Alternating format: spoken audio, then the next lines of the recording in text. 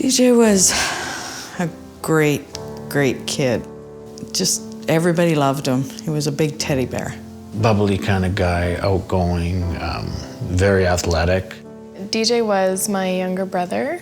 He was probably the most positive person I've ever met. We were hopeful he would become an architect or possibly take over my husband's business. We did everything imaginable that a father and son could do together.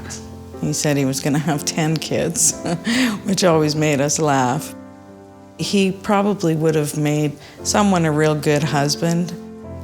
2 nights before the crash, he was with all his buddies.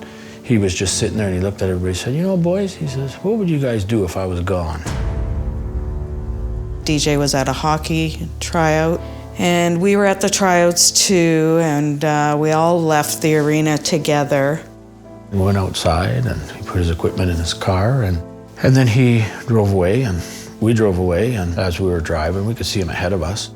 So I pulled into Tim Hortons, was only in there for about 5 minutes. Then we get back on the highway and we drive down and we see a big crash. There was wreckage everywhere. I remember she texted him right away, "DJ, where are you?" And I said, no, it's not DJ, don't worry. Dean, my husband, pulled off to the side and he told me to stay in the truck. I said to Kim, I said, "Just wait, I'll run up and see." And it was, yeah, it wasn't good. It wasn't good. There's police, there's fire trucks, there's ambulances, and I'm hyperventilating as a mom because I don't know what's going on, and they're just trying to calm me down. I came back and told Kim, I said, "Well, he's had a couple of broken legs, broken arms." I said, "Once we get him out of the car, we'll get him to the hospital." And There was massive crush injuries, I believe, to his legs. When some of the people who were first on scene approached the vehicle, they thought that it was gasoline leaking out of his vehicle, and unfortunately, it was blood. From there, they weren't able to get his body out of the car, and he did pass away on scene. well, we found out about the impaired driver probably the day after. He was drinking lots. He was like 3 or 4 times over the legal limit. He fell asleep at the wheel and crossed the center line. DJ tried to swerve out of the way, and he just didn't have time.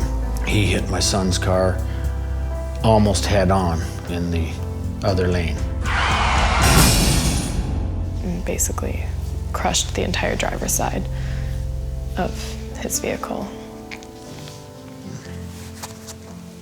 Well, with DJ gone, I'm robbed of a ton of things. Seeing him get married, have kids. I wanted to be an aunt to his children, and I wanted my children to have their Uncle DJ. He was the completion to our circle, and the circle's been broken. Since this has happened, I feel such an emptiness. He's constantly somewhere in my thoughts. You know, people ask you, "How are you doing?" And you know, you learn to just say, "Oh, I'm fine," but really inside, you're not fine. I had never seen my father cry, and now I can't even count how many times I've seen him cry. It's ripped everyone apart. If somebody would have just made one choice to not drink and drive, he would still be here.